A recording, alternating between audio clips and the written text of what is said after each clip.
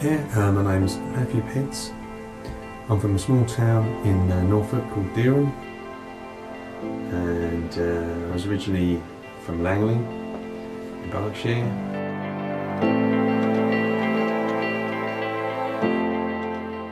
I originally got into photography. Well, years ago when I was little, my parents would always get out the photo albums, and it was family, relatives, and loads of stuff when I was a little baby. And I loved looking at all those. I loved looking at all the pictures. It was just like a history book, really, because some of the stuff from when you're little, you can't remember it yourself, but you look at the pictures and your memories now in your head are those images in those pictures. So, I liked pictures from an early age, and as far as photography, well, I can remember getting one of these little cameras, the little flat long things. I don't even know what they're called now.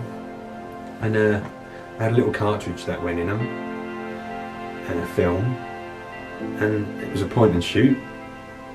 Just loved going out snapping pictures, just like my son now. He's got a little digital camera, and he just loves taking pictures. He doesn't do anything with them. He doesn't put them on a computer or anything like that. But it's just the process of taking the pictures he loves, and I used to love doing that. And then further along, I'm not sure how old I was, but my dad had a Zenit SLR film, 35mm film camera, and he let me use that. It was quite an easy thing to use. It had a little metal pin, and you moved it around, which picked up the light, and you just had to match the pin to the light. You'd already set what film you had in there, what speed film, and then wherever that needle went, it gave you the aperture. You'd set the aperture, and you were away. And I loved using that and waiting for the pictures to come back. Brilliant. So I think in the end I remember getting a second-hand one of those myself, and after that, I think I travelled all the way down to Blue Ball, just for a day out shopping, and there's a camera shop in there, I can't remember what it's called, and I bought myself a Nikon F80, the first proper SLR camera, and I can't remember even what lenses I had. I had a couple of lenses with that. I can't remember what they were. But that was my proper one, and then I had I think I had an F100 after that. Had the backward grip, real big chunky camera, and loved going out with that.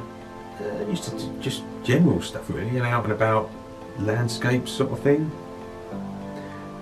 That was the sort of thing I was doing back then.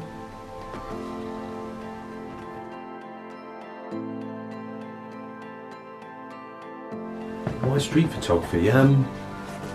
Well, I've always liked taking pictures of people.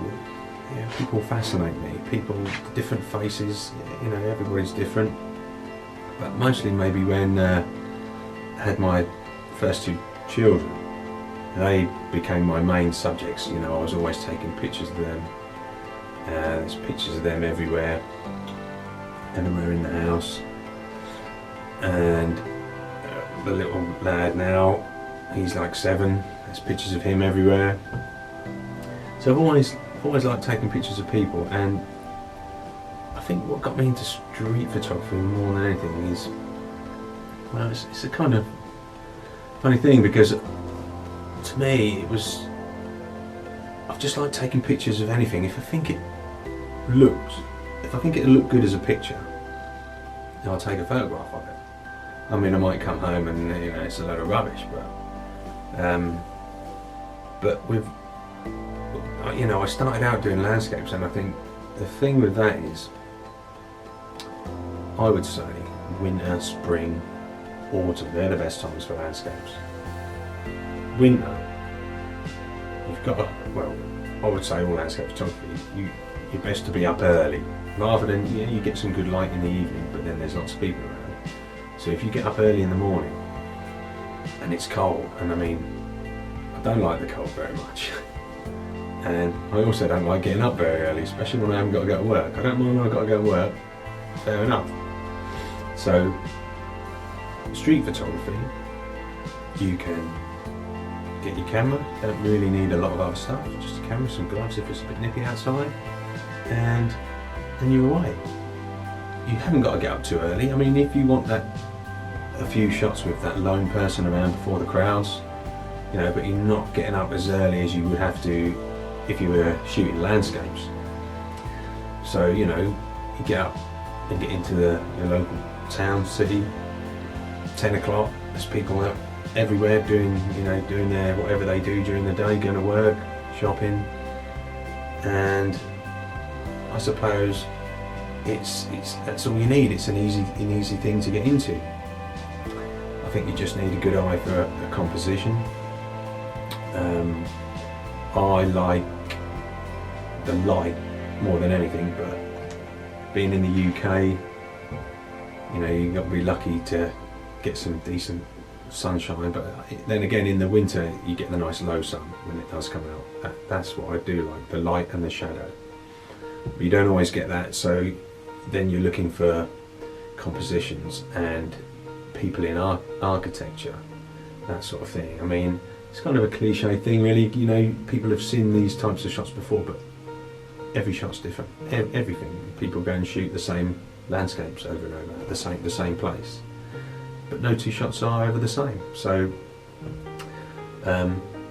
whether that's why I got into street more than anything, I don't know, because I didn't like getting up for landscapes and that sort of thing, and I just like taking pictures of people. I don't often approach people and ask for a photograph. I have done in the past. One or two people will say no, you can explain to them what you're doing, they'll still say no. Some change their minds, others are like, yeah, sure. Which is, I mean, what is street photography? To me, people have a different opinion on it, and to me it's just being out on the streets taking pictures. You could be taking pictures of buildings and that. You could still say that's street photography. You could say it's architecture photography. There's so many different ways of describing street photography. It's different things to different people. I just enjoy the walking around, looking for something different, looking for something maybe I've seen before, and I think I want to try and capture something similar to that.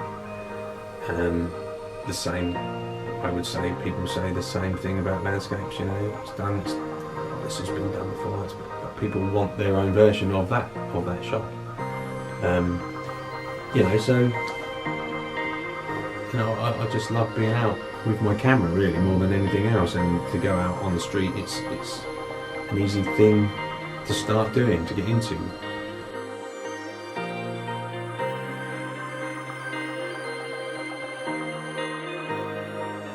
Yeah. Sometimes I will wait in a particular spot. Like you'll find some good architecture, a doorway. The way the building has been built with lines, so you're thinking, I could wait for somebody to come along here. I've done that before, waited for a shot. There's a recent one on my last video. While I was in Cambridge, the light had come through this building and shone through the building's windows and was putting a nice window light on the wall opposite, and it was a busy walkway, so a lot of people were walking through, but you're sort of waiting for that right person to come through so you can get them while they're in that stretch of light there. So yeah, I've done that before. Normally, I mean, it's probably a better way of making sure you come away with something, because if you walk around constantly, you could miss something that happened where you were 5 minutes ago. But that's like anything, you just don't know that that's going to happen. I mean, I do like to keep walking around, but I will walk around and then wait around somewhere for so long for something to happen, or move somewhere else. there's so many different ways of doing it that I think that's probably what keeps you interested. So just getting out there, it just becomes an addiction, like anything, I suppose. If some people don't see the point of it, I mean, I can see there's some randomness. To me, it's an opportunity to make an image of, or practice something you haven't done before, like to practice at freezing something, practice panning shots, practice some kind of blurry movement shots. There's something there in street that everyone can try and everyone can have a go at. Just get out there with your camera. Just find a couple of people. I do 2 or 3 people is good. Working with 2 or 3 people, you don't have to all like be stuck together, but you kind of draw attention to yourself when you are in a small group. You may be better off sort of, I'll go this way, you go that way, I'll see you later, if you want to go out with other people. You know, people see a group of photographers, they think someone famous is about, what's going on? You know, people come up to you, oh, who are you following? They think you're a paparazzi or something, I don't know. But just like anything, crowds draw crowds. So if there's a crowd of you, all with cameras, people want to know what's going on.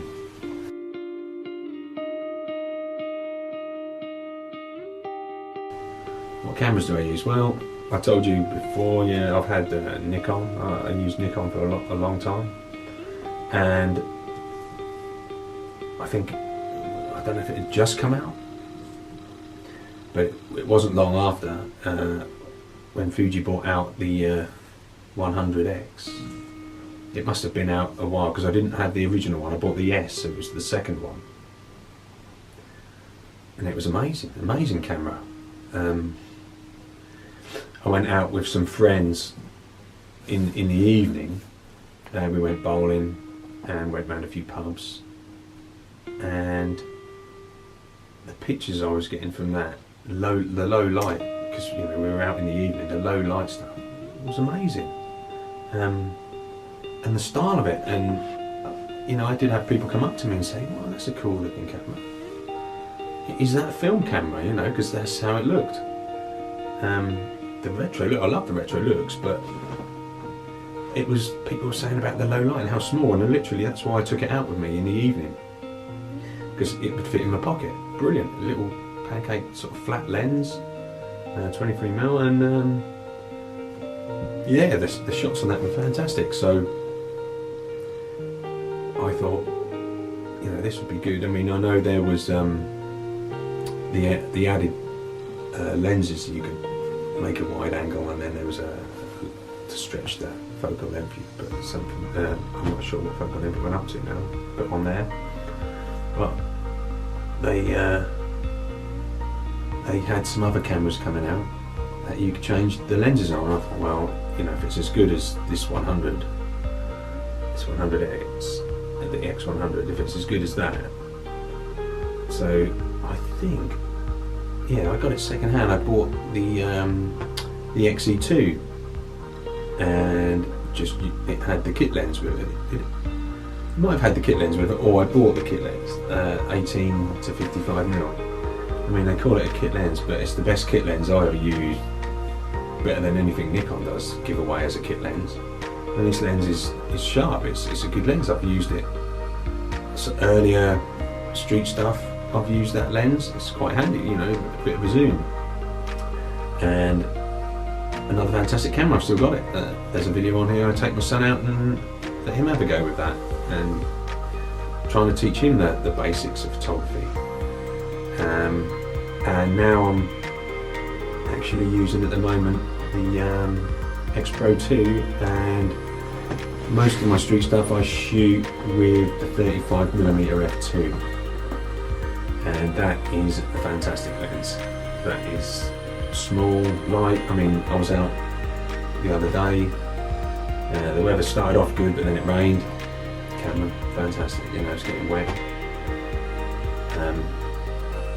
No problems with that whatsoever. I've taken some excellent images on the street with that camera and with that lens combination. I recommend it. Go get yourself one. and I'm thinking about the XT20 because it's got the different sensor and the good upgrades and everything on that, so I'm thinking about getting that to use, because I've just now got the wide angle, the 1024, to do a few little wide angle shots. I did a few of those as well the other day, just testing it out, some wide angle street stuff.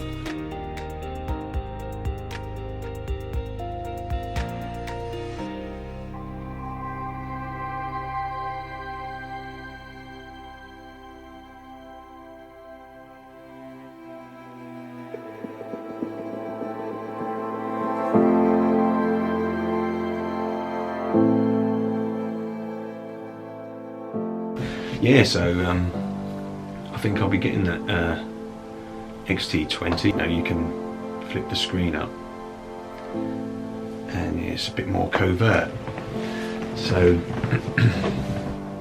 you can't beat being a little bit covert on the street, if you know what I mean. So yeah, I think that would be a good camera. I mean, I love the Fujis because they are so small. They're small, they're light, and have both cameras on the go at the same time, because I am thinking about doing a 10mm street photography project, everything 10mm. If I'm in the same place and I'm waiting for a shot and there's a real good, nice, bright piece of light, I'll set everything up manually. And then, you know, if the sun goes in, and then I'll make little tweaks. But, you know, I want the sun to be out, so I probably wouldn't even take a shot if the sun goes in. Even if someone came past, I'll wait for that light to come back. So my settings should be fine, the same.